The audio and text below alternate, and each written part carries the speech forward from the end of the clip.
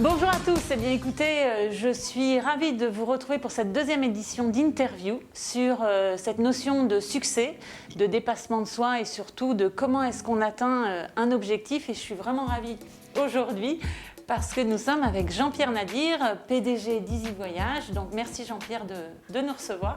Merci à vous.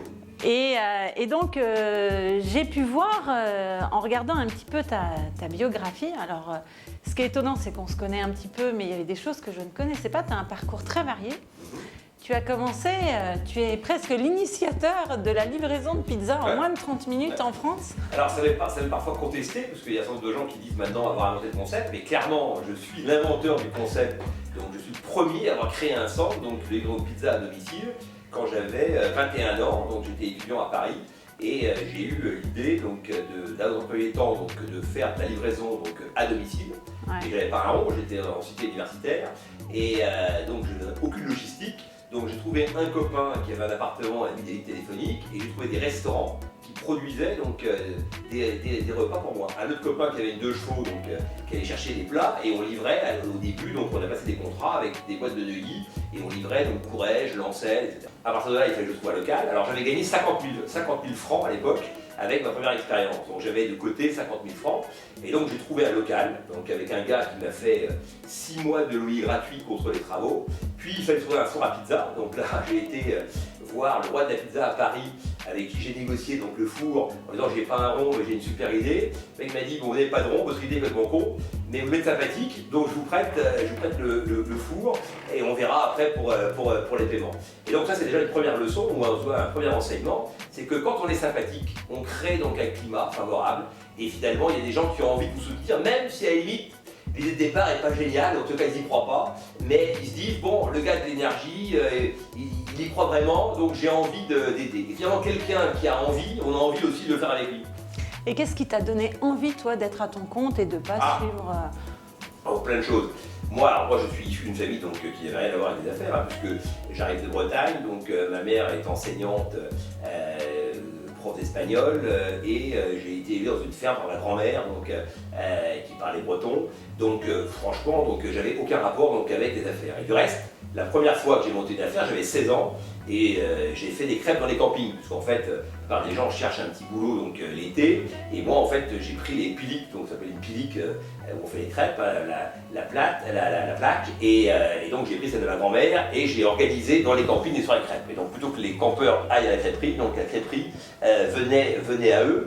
Et donc, tu penses que c'est ça qui t'a donné le goût d'entreprendre Et donc quand j'ai écrit ça à ma grand-mère, elle m'appelait Nadie, elle m'a dit quand même Nadie, si c'était si simple, d'autres l'auraient fait avant toi. Voilà, et moi je suis issu d'un milieu où on considérait qu'on était lié à notre condition et que finalement on pouvait difficilement en sortir par un seul levier qui était les études. Voilà, donc on pouvait éventuellement s'élever par les études, et pour le reste, on n'était pas admis dans les cercles autorisés, et les affaires faisaient partie de cercles autorisés qui nous étaient inaccessibles. Voilà, donc moi j'ai considéré que finalement j'allais transgresser un peu cette règle, qu'il n'y avait pas de raison que ce soit inaccessible, et moi j'avais envie de me réaliser, c'est-à-dire que moi j'avais envie d'aller, comme disait Jacques Brel, voir au-delà de la colline, tu vois, donc tu vois la colline, tu vas aller voir au-delà de la colline ce qui s'y passe, et donc c'est ce qui m'a inspiré à la fois le goût du voyage et le goût des affaires, et donc après finalement chemin faisant, j'ai réussi à concilier les deux.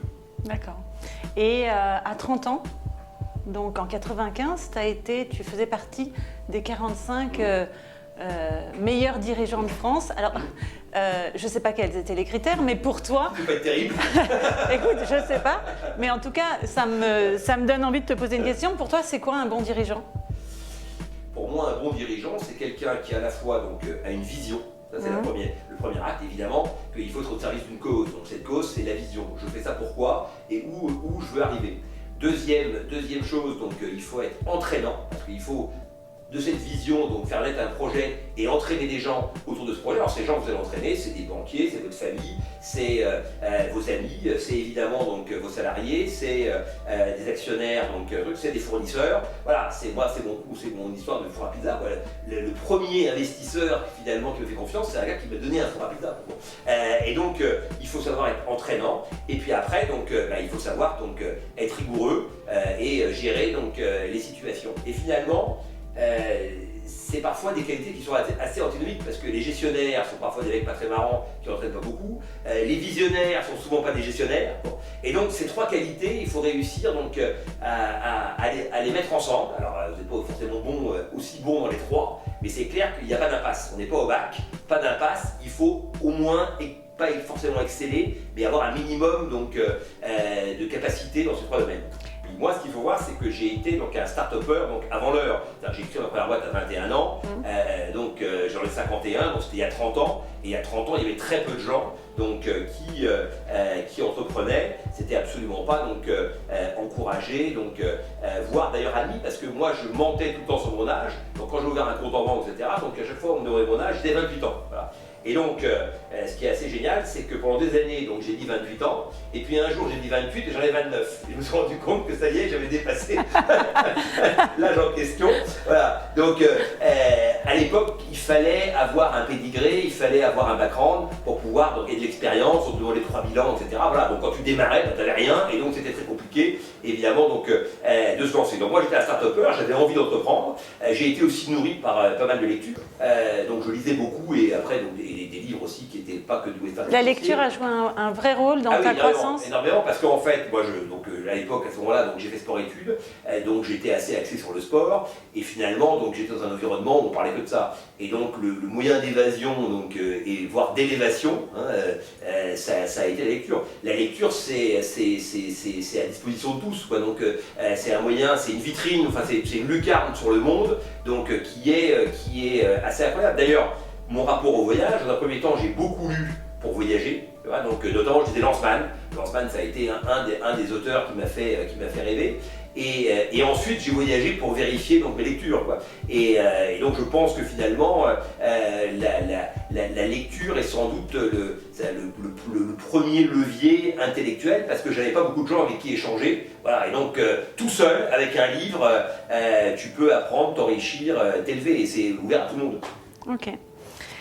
Qu'est-ce qui pour toi aujourd'hui est le plus compliqué à gérer ? Si on remet dans son contexte, donc entreprendre, c'est bien sympathique, donc start-upper, on lance des affaires, etc. Il faut quand même voir que tout ça, donc évidemment, est éminemment compliqué et que sous fond comme ça, donc de réussite, il y a quand même aussi beaucoup de souffrance. Je pense que et de souffrance, donc intellectuelle, psychologique, morale. Moi, je pense que quand on lance une affaire, donc les questions à se poser, c'est pas ce qu'on espère gagner, c'est qu'est-ce qu'on peut perdre. Et donc, il faut savoir que ce qu'on peut perdre, en général, on le perd. C'est-à-dire que tu vas perdre éventuellement donc, ta bagnole, ton appart, ta nana, etc., etc. Parce que globalement, quand tu bosses 15 heures par jour, quand tu es sous pression permanente, etc., donc tu es moins drôle. D'ailleurs, moi, je me rappelle un copain qui m'a dit « Ah, t'es moins drôle qu'il y a 10 ans. » C'est sûr qu'il y a des moments où on est moins drôle quand tu as une pression très importante.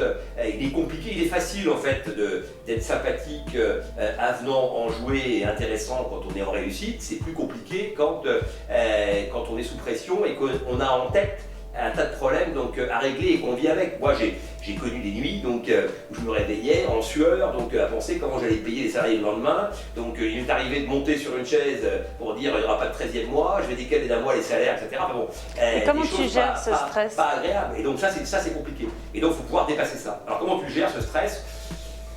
Alors, tu le gères de plusieurs manières. En ce qui me concerne, donc, je pense en partie par l'humour. C'est-à-dire que moi, j'essaye effectivement donc, dans les contextes difficiles donc, d'essayer d'en sourire. En rire serait un peu abusé, mais en tous les cas donc, d'essayer parfois d'en sourire, donc de prendre ça comme un jeu. Quoi. Je suis confronté donc, à un jeu dans lequel donc, j'ai pas forcément toutes les cartes, j'ai pas forcément les réponses à tout, j'ai pas forcément anticipé, parce que l'anticipation c'est très important, mais il y a des moments où on n'avait pas pensé qu'il allait se passer telle ou telle chose. Donc quand on peut anticiper, c'est évidemment beaucoup mieux, mais quand on est parfois livré à des réalités, eh ben, il faut pouvoir s'adapter. Donc comment on gère ? Je pense que la capacité donc, à s'adapter, la capacité à se dire que finalement tout ça n'est pas si grave, et la capacité à être déterminé. Moi je pense que quand on est déterminé, on en devient déterminant. Et moi, je suis très déterminé. Et donc, quand je suis face à une situation qui m'échappe, je vais me donner tous les moyens de la régler. Et l'un des moyens, d'ailleurs, c'est de m'impliquer encore plus. Je pense que quand c'est dur, eh ben, il faut y aller à fond. Et notamment donc, avec des équipes. Je pense que quand c'est dur, il faut être en contact. Il y a beaucoup de dirigeants qui dirigent avec hauteur. Moi, je suis au centre, au lieu de l'arène, et je me bats au quotidien, donc tel un coach, hein, puisqu'on parle de coaching, donc à encourager, à animer donc, les gens. Comment est-ce qu'aujourd'hui, en tant que chef d'entreprise, tu arrives à gérer cet équilibre entre ta vie perso et ta vie professionnelle? Je ne sais pas si j'y arrive, hein, je pense que c'est très compliqué. C'est-à-dire que ceux qui disent qu'ils y arrivent, bon, je pense que c'est très compliqué. Il y a des moments où on est plus vie professionnelle, des moments où on est plus dans la vie perso. Moi, j'ai été beaucoup plus dans la vie professionnelle que dans la vie perso. Hein, je pense que, et du reste, comment j'ai fait, c'est que j'ai un peu mélangé les deux. Évidemment, c'est un peu, la plupart de mes copains font partie de la vie professionnelle. Donc, et je trouve que finalement, les frontières sont assez légères. Certains gens que j'aime bien dans le business, je les aime bien aussi en dehors en général. Et vice versa. C'est pour ça que quand on rencontre des copains d'il y a 20 ans, 25 ans, on n'a plus grand chose à leur dire parce que les évolutions ont été différentes. Donc moi, la graduation se fait donc, de manière différente. Dans tous les cas, j'ai un souvenir très précis d'un moment de bonheur absolu où finalement j'étais à l'île de Ré, je faisais une petite sieste et j'avais ouvert la vitre, il y avait une petite brise et je me suis dit tout va bien. Par contre, dans ma vie, j'avais que des choses positives. Bon. Et d'ailleurs, je cherchais qu'est-ce qu'il pouvait y avoir de négatif. Et j'ai pas réussi à trouver peut-être un bruit au loin qui m'a dérangé. Mais ça a été rare. Hein. C'est-à-dire que voilà, des moments comme ça, cette plénitude, j'en ai peu connu. J'en ai connu évidemment en voyage, des moments assez exceptionnels, donc de rencontres, de partage, etc. Mais ça, c'est autre chose. Là, c'était un moment de plénitude personnelle, voilà, je me suis dit finalement tout va bien. Voilà, j'ai réussi à créer une harmonie quasi totale. Voilà, ça ne dure jamais. Hein. Et les 5% de bonheur, tu disais 95% de sueur, 5% de bonheur. C'est quoi les 5% de bonheur du chef d'entreprise? Bah, alors là, il y a plein de choses. Bon, bah, alors, le discours un peu démago, c'est de voir ses équipes grandir, etc., etc. Bon, ok, ça c'est vrai qu'effectivement, ça fait partie du job, même si je pense que cette dimension, tu parlais tout à l'heure de dire qu'est-ce qui est difficile, je pense que la gestion sociale des individus, c'est un vrai souci, parce qu'en fait, c'est un peu comme parent. C'est-à-dire qu'on est toujours, donc, il n'y a pas de diplôme pour devenir parent, on apprend un peu sur le tas, et c'est pour ça qu'on est assez mauvais. Donc, bah, c'est pareil, manager des gens, etc., donc c'est très compliqué, parce qu'il y a plein de cas différents qui se présentent, qu'il faut savoir appréhender, et on n'est pas toujours très bon, il faut le dire, dans toutes les situations, à l'évidence. Bon. Maintenant, je pense qu'effectivement, donc, qu'est-ce qui fait que finalement tu as le sentiment donc, d'avoir bien œuvré, bah, je pense que ça se traduit en satisfaction donc, des gens qui utilisent les services que tu développes. Je pense que ce qui est important, c'est de dire est-ce que j'ai créé quelque chose qui a été utile en fin de compte. Voilà. C'est-à-dire que si le seul objectif, le seul moteur, c'est de faire des ronds, bon, qui est d'ailleurs aujourd'hui un peu une vision du monde, puisque les startups, finalement, l'hôtel sur lequel on va juger de la réussite, c'est à la fin à combien tu l'as vendu. Bon. Et à qui? Alors, qui vend aux Américains? Donc une startup qui a réussi en France, c'est quelqu'un qui a réussi à vendre donc, aux Américains. Bon, bah, moi je suis pas sûr que ce soit ça le meilleur indicateur. Donc il y a... que ça corresponde à ton identité, que ça donne du sens, que ça... C'est-à-dire que ce qui est génial quand même, c'est de se dire, si tu veux, que des gens qui ont des idées, il y en a plein en fin de compte. C'est-à-dire qu'on ne peut pas dire que, tu vois, si tu veux, un des critères importants, c'est que 100% des gens qui ont échoué sont des gens qui ont essayé. Et donc, déjà, la frontière, elle se fait pas entre ceux qui réussissent et ceux qui échouent. La frontière, elle se fait entre ceux qui ont essayé, qui sont passés à l'acte, et tous ceux qui se sont résignés à ne jamais passer à l'acte et qui toute leur vie diront ah j'aurais pu, si j'avais su, etc. Voilà, bah, moi je suis toujours passé à l'acte, des fois peut-être trop vite, des fois trop mal, comme dirait Brel, mais globalement en tous les cas après on se rattrape et ce qui est important c'est de se mettre en situation. Voilà, tout à fait. En situation, bah, il se passe des choses. Bah, d'ailleurs aux États-Unis on prête plus facilement, les banques prêtent plus facilement à ceux qui se sont plantés plusieurs fois, oui. Alors qu'en France c'est rédhibitoire. Oui, en France, en France, en tous les cas, c'est plus mal vécu parce qu'effectivement, donc, en plus, l'échec, il y a un côté judéo-chrétien où on va vouloir effectivement cacher un peu les choses parce que échouer, c'est pas beau, quoi. Échouer, effectivement, donc d'ailleurs le terme lui-même n'est pas très beau puisque effectivement, échouer, c'est ne pas avoir réussi, c'est avoir mis en œuvre quelque chose qui finalement donc n'a pas marché.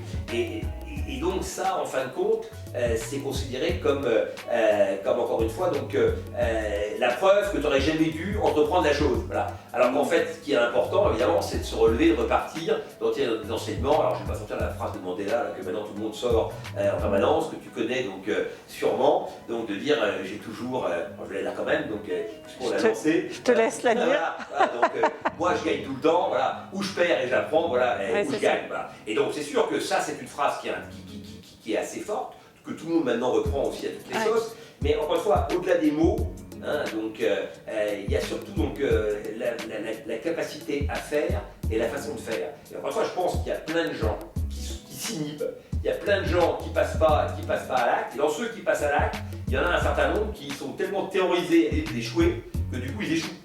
Donc, alors que si tu pars du principe que finalement c'est le chemin qui est important et qu'à l'arrivée il se passera ce qui se passera, et ben déjà tu es déjà plus dépraté par rapport aux choses, donc tu arrives à apprendre des choses avec sans doute plus de vista. Oui, et puis est-ce qu'il y a vraiment un succès sans passer par quelques échecs Oui, ça existe, on a un copain commun donc, qui a priori a toujours réussi, son visage lisse donc, et joyeux, on atteste, l'ami Carlos par exemple, fondateur de Voyage, donc il y a des gens qui ont eu des parcours... Carlos da Silva. Voilà, qui ont eu des parcours, peut-être que tu intervieweras aussi, dans la catégorie... Voilà, l'appel est lancé. Voilà, dans la catégorie ont tout réussi, tu vois, donc ils n'ont jamais eu de soucis. Mais en fait le gars, si on regarde bien son parcours et pour avoir échangé avec lui parfois donc, tard le soir, il y a quand même plein de choses aussi qui l'ont perturbé, c'est pas si lisse qu'on ne le croit.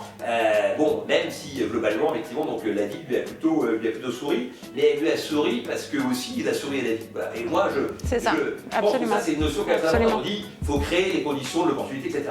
Ça c'est vrai. Mais au-delà de ça, je pense qu'il faut créer les conditions tout court. C'est-à-dire que quand tu es sympathique dès le début, eh ben, les gens sont sympas avec toi. Et globalement, tu es quelqu'un qui quand tu es charismatique, c'est dans la charismatique. Finalement, sinon, tout à l'heure on prenait les qualités du dirigeant, donc on parlait de il faut être entraînant. Donc entraînant, ça veut dire avoir du charisme. Bon. Et c'est quoi le charisme? Le charisme, c'est être passionné, c'est avoir des convictions et c'est savoir les exprimer. Et donc quand tu es dans cette logique-là, tu entraînes des gens et donc moi je vois donc, à plein de niveaux. Une dernière question. On va te faire travailler un petit peu l'imaginaire. Ah. Tu appelles